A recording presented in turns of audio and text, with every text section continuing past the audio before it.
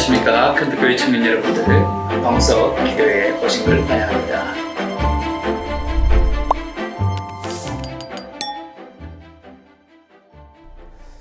큰빛교회 청년 여러분들 안녕하십니까. 방구석 신학강좌 기도의 시간이 돌아왔습니다. 계속적으로 개혁주의 종말론 9번째 시간입니다. 시작된 종말론 가운데 하나님 나라, 하나님 왕국 2번째 시간을 가지도록 하겠습니다. 이미 지난 시간에도 말씀드렸듯이 그 하나님의 나라, 하나님의 왕국이라는 주제는 예수님의 가르침의 핵심 주제, 중심 주제라고 말씀드렸습니다. 이러한 주제들이 이 하나님의 나라가 무엇을 통해 어떤 징조들이 있다라고 제가 말씀을 드렸죠. 그렇죠. 귀신들을 쫓아내는 것, 그리고 사단이 떨어지는 것, 그리고 기적이 일어나는 것, 복음의 전파, 그리고 죄사함의 부여, 이러한 징조들이 바로 하나님의 나라의 임재를 나타내는 어떤 징조라고 제가 말씀을 드렸습니다. 하나님 나라의 임재, 하나님 나라의 도래는요, 선과 악의 투쟁이 끝난다는 거 아니에요. 우리가 많이 오해하는 가운데 하나님의 나라 안에 우리가 살아갈 때 마치 모든 것이 이루어지고 완벽하게 되어지고 전혀 악이 존재하지 않는 그런 어떤 것으로 우리가 이해할 수가 있는데 그렇지 않다는 거죠. 하나님 나라의 도래, 하나님 나라의 임재는 선과 악의 투쟁이 끝난다는 의미는 아닙니다. 역사를 통해서 계속적으로 그 하나님의 나라와 그 사단의 나라 사이에 반복적으로 반목과 그리고 질투가 계속 이어질 것이에요. 이로 인해서 하나님의 백성들은 실제적으로 고통을 받게 되어집니다. 사실 예수님이 이 땅에 오심을 통해서 더욱 이러한 상황들이 심화되었죠. 예수님께서 이렇게 말씀하셨지 않습니까? 마태복음 10장 34절에 내가 세상에 화평을 온 줄로 생각지 말라. 화평이 아니요 뭐라고요? 검을 주러 왔노라 라고 말씀하지 않았습니까? 자, 이제 하나님의 나라가 현재적인가 아니면 미래적인가 아니면 현재적이며 동시에 미래적인가에 대한 부분을 좀 살펴보도록 하겠습니다. 우리의 입장은 무엇인가? 우리가 지난주에 리첼이나 하르낙이나 그리고 도르라는 신학자들은 현재적이라고 말씀을 드렸고, 몰트만 슈바이처 바이스라는 학자는 하나님 나라는 미래적이다 라고 말을 했습니다. 그리고 게랄드 스포스 그리고 오스칼 쿠마는 뭐라고 합니까? 그 하나님의 나라는 현재적인 동시에 미래적이다. 자, 우리의 입장은 무엇인가? 바로 우리의 입장은 바로 하나님 나라는 현재적이고 미래적인 입장이다. 이 부분을 우리가 견지해야 할 하나님 나라에 대한 입장이란 사실이죠. 이 입장은 우리의 어떤 사고, 생각, 우리의 판단, 우리의 이성으로 결정되어진 것이 아니라 늘 우리가 생각해야 될 것은 개혁주의 입장은요, 늘 어디에 근간을 둬야 된다? 성경이라는 거죠. 성경에서 말하는 바가 무엇인가? 이것이 가장 중요하다는 겁니다. 자, 그렇다면 복음서에 나타나는 그 하나님의 시제, 현재적인 부분을 먼저 살펴보도록 하겠습니다. 마태복음 12장 28절입니다. 함께 읽겠습니다. 내가 하나님의 성령을 힘입어 귀신을 쫓아내는 것이면 하나님의 나라, 하나님의 왕국이 이미 너에게 어떻게 했다? 임했다라는 거죠. 하나님의 나라의 그런 징조들 가운데 바로 이런 귀신을 쫓아내는 그런 현상들이 있다고 했죠. 이런 현상이 일어날 때 하나님 나라가 현재 임했다, 현재적인 시점을 말씀하고 있습니다. 누가복음 17장 20절에서 21절입니다. 함께 읽겠습니다. 하나님의 나라는 볼 수 있게 하는 것이 아니요 또 여기 있다 저기 있다 하고도 못하리니 하나님의 나라, 하나님의 왕국은 너희 안에 있다. 예수님의 인격을 통해 하나님 나라가 현현 나타나게 되어지고 예수님을 믿는 것이 하나님의 나라, 하나님의 왕국에 들어가기 위해 필수적이라는 사실을 말씀해 주고 있다는 겁니다. 내가 예수님을 믿고 있다면 너희 마음 가운데 하나님 나라가 현현해, 하나님 나라가 나타났다, 현재적인 입장을 말씀해 주고 있습니다. 자, 그렇다면 이 부분뿐만 아니라 미래적인 부분도 있다는 거죠. 마태복음 7장 21절에서 23절 함께 읽겠습니다. 나더러 주여 주여 하는 자마다 천국에 들어갈 것이 아니요 다만 하늘에 계신 내 아버지의 뜻대로 행하는 자라야 들어가리라. 미래적인 입장을 취하고 있죠. 마태복음 8장 11절에서 12절 말씀입니다. 또 너에게 이르니 동서로부터 많은 사람이 이르러 아브라함과 이삭과 야곱과 함께 천국에 앉으려니와 하나님 나라의 본 자들은 바깥 어두운 데 쫓겨나서 거기에 울며 이를 감이 있다. 그 밖에 마태복음에 나타나는 혼인잔치, 그리고 가라지 비유, 열처녀 비유, 달란트 비유, 이 모든 것이 그 하나님 나라의 미래적인 측면들을 말씀해 주고 있다는 겁니다. 자, 복음서에서 하나님 나라의 현재적인 측면과 그리고 미래적인 측면이 있다면 선신서에 나타난 그 하나님 나라의 시제가 어떻게 되는가 좀 살펴보도록 하겠습니다. 먼저 현재적인 측면입니다. 고린도전서 4장 19절에서 20절입니다.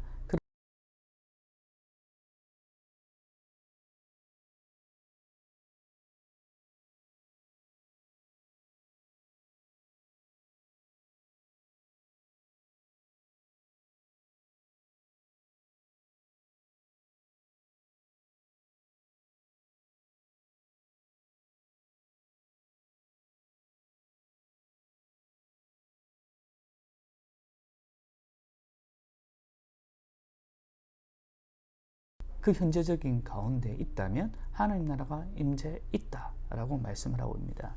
그리고 골로새서 1장 13절에서 14절 그가 우리를 흑암의 권세에서 건져내사 그의 사랑의 아들의 왕국 나라로 옮기셨으니 그 아들 안에서 우리가 구속 죄사함을 얻었도다.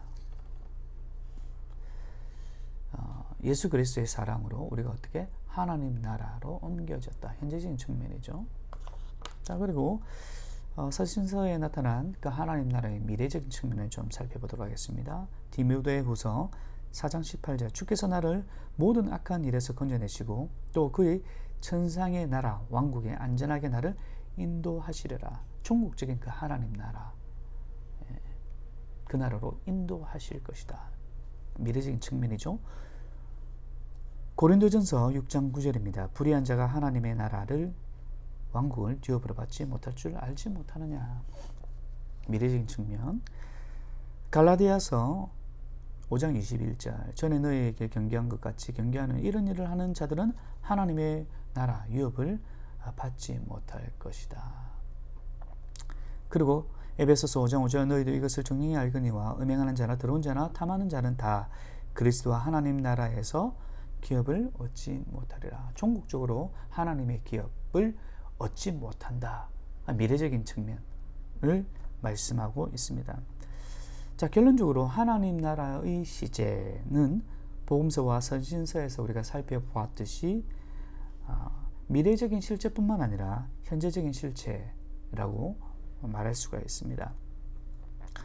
헤르만 리데버스는 이렇게 얘기를 하죠.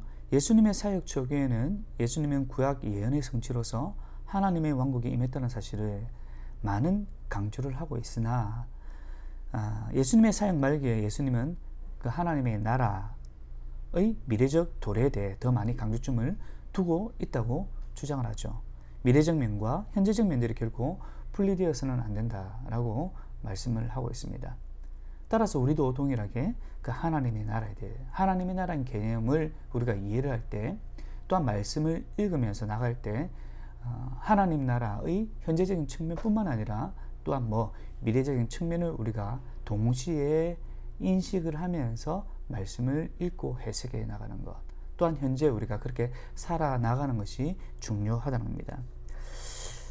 그리스도 예수 안에 있는 우리들, 그 신자는요, 그 하나님 나라의 축복을 지금 우리가 누리고 향유하고 있을 뿐만 아니라 지금 하나님의 나라 속에서 또한 살고 있다는 사실을 우리는 기억해야 합니다. 동시에 그 하나님의 왕국, 하나님의 나라는 아직 완성되지 않은 잠정적인 그 상태라는 사실 또한 우리가 기억을 해야 합니다. 따라서 그 세대가 끝날 때 그 하나님의 왕국이 최종적으로 완성을 이루게 될 것이라는 사실을 우리는 기대해야 된다는 사실이죠. 하나님의 나라 왕국은요, 현재적이며 동시에 미래적이기 때문에 그리스도 예수 안에서 믿음을 갖고 있는 자들을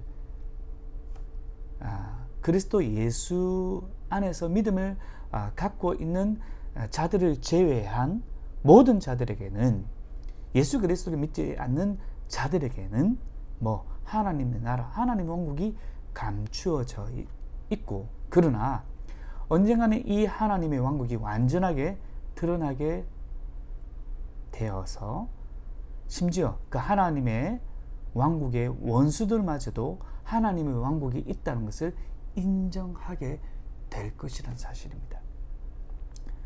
지금 예수 그리스도를 믿지 않는 자들에게는 그 하나님 나라가 감추어져 있죠. 당연히 하나님 왕국이 도래할 것이라고 믿지 않죠. 하지만 종국적으로는, 최종적으로는 그 하나님 나라의 도래를 통하여서 그들이 하나님을 적대하는 그 원수들조차도 하나님 나라를 인정할 수밖에 없다라는 사실을 우리는 반드시 기억을 해야 되는 거죠. 그래서 두 가지 측면에서 우리가 가져야 할 태도, 이 하나님 나라의 현재적인 측면과 미래적인 측면 가운데 우리가 가져야 할 태도, 먼저 종말이 매우 가까이 왔다는 사실을 우리는 인지를 해야 합니다. 절박한 시대의 인식을 갖고 살아가야 합니다. 동시에 교회는 얼마 동안 지속된 현재의 땅 위에서 미래를 위한 계획을 세우며 나가야 된다는 사실입니다. 하나님 나라의 그 현재적인 측면과 미래적인 측면 동시에 바라보고 있는 우리 입장 가운데서 종말이 매우 현실적으로 가까이 왔다는 사실, 그리고 또 그런 가운데 우리가 절박한 인식을 가지고 이 땅 가운데 살아가야 된다는 것 우리가 놓치지 말아야 합니다. 그리고 또한 교회는 결코 휴식을 취해서는 안 됩니다. 편안히 있을 수 없다는 거죠. 오히려 항상 갈등과 분쟁 속에 있는 교회라는 사실, 또한 핍박을 받아야 된다는 사실입니다. 교회가 갈등과 분쟁 속에 있어야 됩니다. 그는 때로는 핍박을 받아야 된다는 겁니다. 왜냐하면 아직까지 완전하게 이루어지지 않았기, 하나님 나라가 완전하게 이루어지지 않았기 때문에. 그리고 언젠가는 최후의 승리가 우리 가운데 놓여져 있다는 겁니다. 그래서 우리가 이 현 시대의 교회를 바라볼 때 많은 문제점들이 일어나죠. 많은 목회자들이 넘어지죠. 또한 많은 믿음의 사람들이, 우리가 볼 때 많은 믿음의 사람들이 무너지고 있는 부분들을 바라보게 되죠. 그 가운데 우리가 좀 실족하지 말라는 겁니다. 우리 스스로가 그렇게 되지 않기를 늘 하나님 말씀 가운데 거하도록 우리가 노력해야 되지, 왜 저런 사람, 잘 믿는 사람들이 넘어져? 정말 하나님 나라가 있을까? 정말 예수님이 있을까? 그렇게 우리가 바라보지 말라는 겁니다. 왜냐하면 하나님 나라의 현재적 측면과 미래적 측면이 있기 때문에 사실입니다. 사람에게 우리가 기대해서는 안 된다는 거죠. 오히려 이러한 때 더 하나님을 신뢰하며 나아가는 저와 여러분이 되기를 간절히 바랍니다. 오직 하나님만이 우리의 나라, 하나님의 나라를 인도한다는 사실을 우리가 기억하면 좋을 것 같습니다. 오늘 이 하나님의 나라에 대한 주제, 지난 시간과 오늘 굉장히 중요한 주제거든요. 우리 이 부분을 반드시 인지하고 이 땅 가운데 살아갈 때 교회를 바라보는 측면 뿐만 아니라 지금 현재 나타나고 있는 세상의 여러 가지 측면들을 바라볼 때 어떻게 우리가 생각하며 어떻게 반응해야 될 건가에 대한 부분들을 우리가 잘 알 수 있을 거라고 생각되어집니다. 오늘 하루도 뿐만 아니라 이번 한 주간도 이 하나님의 나라에 대한 부분들을 다시 한번 더 깊이 묵상하고 또한 말씀을 통해 또 기도회로 나가도록 하도록 하겠습니다. 감사합니다.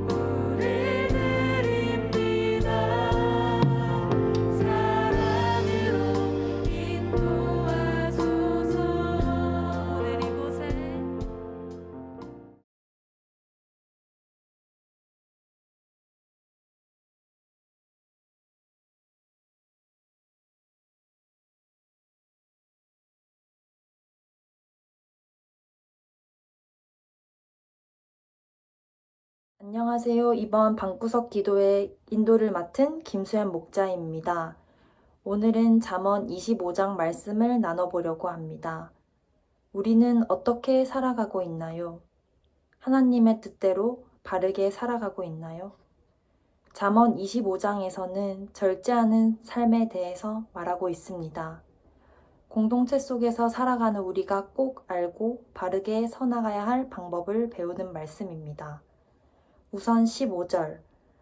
오래 참으면 관원도 설득할 수 있나니 부드러운 혀는 뼈를 꺾느니라. 21절에서 22절. 내 원수가 배고파하거든 음식을 먹이고 목말라 하거든 물을 마시게 하라. 그리하는 것은 숯을 그의 머리에 놓는 것과 일반이요 여호와께서 내게 갚아주시리라. 말씀을 묵상하고 한 주간의 삶을 되돌아보며 다시 한번 생각해 봅시다. 친구를 시기하지는 않았나요? 내가 원하는 것을 이루기 위해 잘못된 방법을 택하지는 않았나요? 거짓을 고하지 않고 진실만을 말하셨나요? 이웃을 사랑했나요? 원수를 사랑하며 그에게 마실 것을 베푸는 일은 쉬운 일은 아닙니다. 하지만 그 어려운 길, 좁은 길을 따라가다 보면 주님께서 주시는 삶의 지혜와 축복을 맛볼 수 있을 것입니다. 우리는 그리스도인입니다. 말씀에서 말하고 있는 이러한 모습이 우리 개인의 삶에 녹아들어 조그맣게는 목장을 변화시키고 더 나아가 큰빛 청년부 공동체에 선한 영향력을 미칠 수 있는 그런 지혜로운 청년부가 되기를 원합니다. 큰빛교회 청년부라는 공동체 속에서 과연 우리는 어떻게 살아가고 있나요? 우리의 인간관계, 어떤 것이 하나님이 기뻐하시는 관계인가? 그리스도인답게 지혜롭게 살아가는 것은 어떤 것인가? 잠언을 묵상하시길 바랍니다. 하나님께서 가르쳐 주시는 지혜로운 삶을 사는 방법을 얻을 수 있을 것입니다. 저와 그리고 여러분이 복된 인간관계를 유지하며 우리가 하나된 마음으로 건강한 공동체를 만들어가는 큰빛 청년부가 되기를 소망합니다. 오늘 이 시간 우리 함께 기도합시다. 하나님 아버지, 나의 마음이 주님의 마음과 같기를 원합니다. 잠언에서 보여주신 삶의 지혜를 알고 절제하며 살아가는 청년부가 되기를, 내가 원하는 것, 내가 하고 싶은 것을 하는 게 아니라 늘 절제하며 주님이 원하시고 그 모습대로 살아가는 청년부가 되기를 원합니다. 그 길은 어렵고 힘들지만 그럼에도 불구하고 주님의 길을 따라가는 그런 지혜로운 청년부가 될 수 있도록 도와주시옵소서. 공동체 속에서 어려운 일이 있다면 지혜롭게 해결하고 서로 사랑하는 마음을 부어주시옵소서 하며 우리 함께 기도하시고 각 목장을 위해, 청년부를 위해, 그리고 우리 윤병한 목사님을 위해 기도하며 나아가겠습니다.